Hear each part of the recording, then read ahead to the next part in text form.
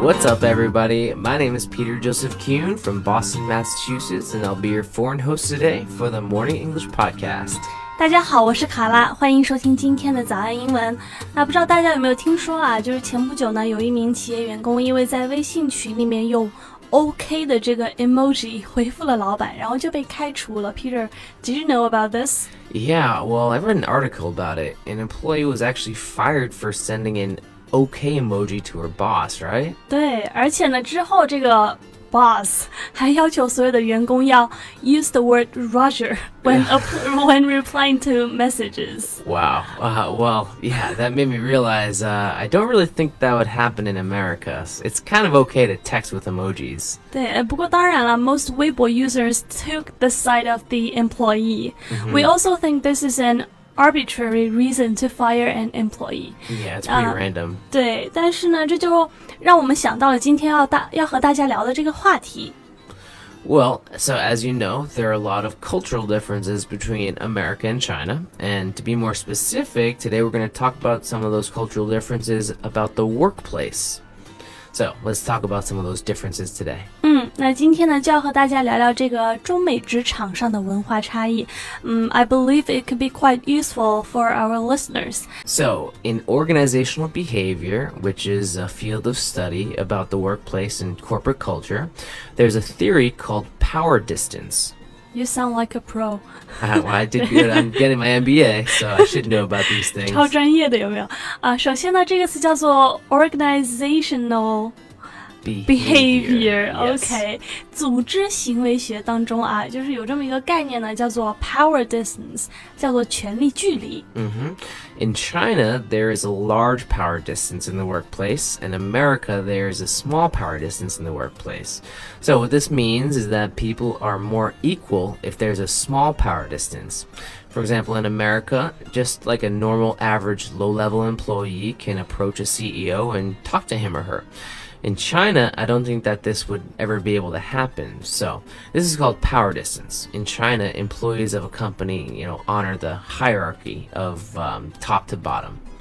就什么意思呢？权力距离的大小啊，它就是意味着更加专制独裁，还是更加民主，或者说，就是下属啊，在他的权力范围之内呢，也能有相应的自主权。这样讲应该大家就能明白了哈。那么 generally speaking， 中国的这个权力距离相对美国来说是会大一点儿。Yeah, differences in American and Chinese business customs are largely influenced by differences in American and Chinese mentalities, like the way that we think and perceive things. Americans place a great deal of emphasis on the self and personal identity, while the Chinese focus more on a collective national identity.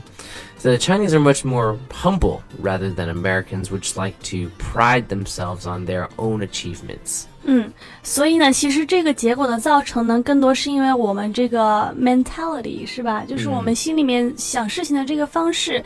那美国呢，它就是会更加注意个人主义，然后呢，我们就是会更加注意这个集体主义。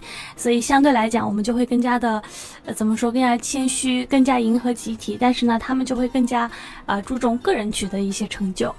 而且呢，我觉得还有一个原因就是 Americans are very fond of being direct in communication，就是在交流时候会更加直接一些。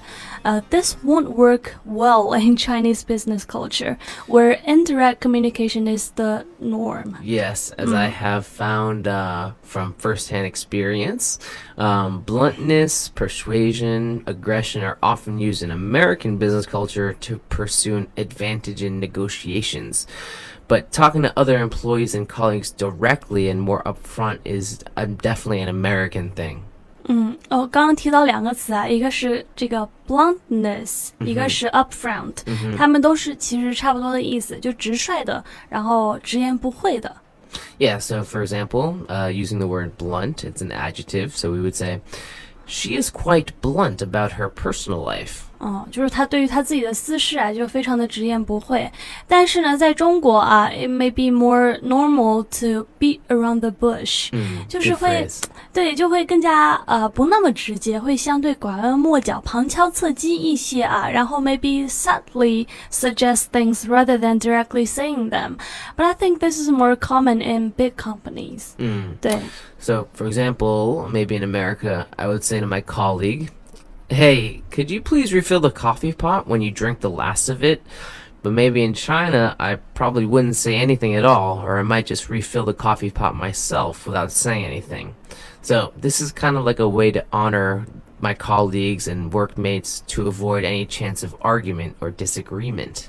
对，就是我们相对呢，就是会避免一切有可能会吵架的那种可能性啊，但是呢，可能就会在心里面默默的 hold a grudge，就记下这一笔仇，然后 bitch about the person behind his back. That's a good one. Exactly. 开玩笑。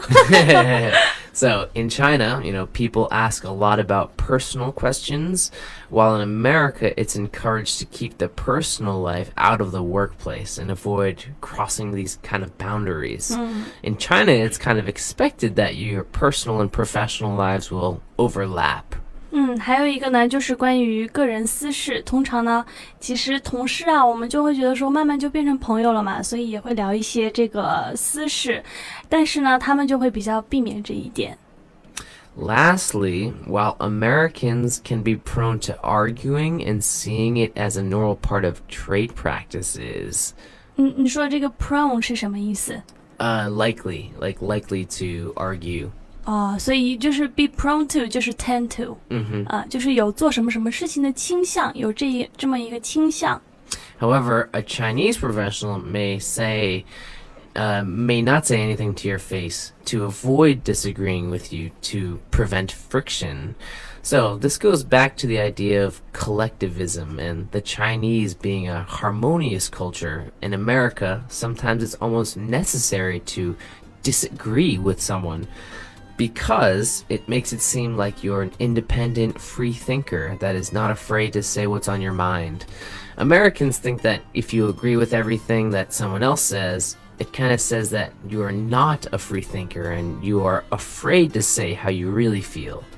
这个我觉得其实和之前呢有一点点不谋而合啊，就是呢我们会更加注意这个团体的融洽性，所以呢不管讲什么自己的意见啊，也是会比较 in a softer way。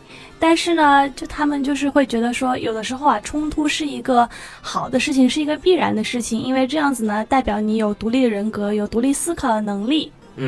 Very well said. Very well interpreted. 谢谢你。好，那我们今天的节目呢，差不多就和大家聊到这里了啊。Hello, welcome to Morning English. 早安英文呢是一个为大家免费提供英语教学的频道，每天都会更新。如果你想获得关于英语听说读写的内容，我们都会在这个频道更新。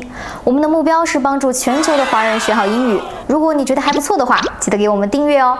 另外，点开小铃铛，这样的话就不会错过其他任何学习视频啦。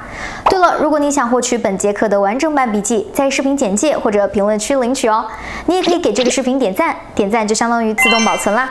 Okay, well, guys, hope you guys enjoyed the Morning English podcast. I'm Peter Joseph Kuhn, and I'll see you guys next time. 我是卡拉，我们下次再见，拜拜。Bye bye.